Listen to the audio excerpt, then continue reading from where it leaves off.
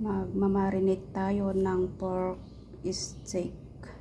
Yung ating mga ingredients, meron tayong paprika, garlic powder, tapos garlic press, oyster, olive oil, tsaka meron din tayong cayenne pepper, calamansi, meron tayong paminta, salt. So, nilagyan ko kaunti ng salt. Marinate natin ng 1 oras. Marinate natin siya. Both side po yan na may ingredients. Marinated natin ng 1 oras.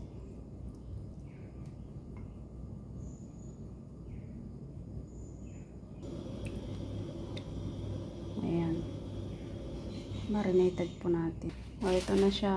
Marinate natin ng 1 oras mga lods. Ayan. Takpan lang natin siya.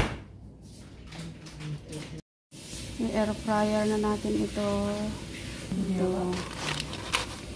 Air fry na natin. Ito na ang ating pork steak. Ayan. Sarap. Meron na din siyang carrots. Ayan. And then natin ng butter. Ayan na siya.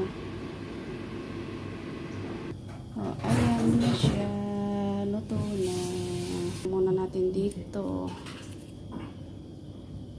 Lagyan natin ang ating onion. Lagyan natin dito. Topping. Ayan. Ayan ang ating pork steak. Ayan.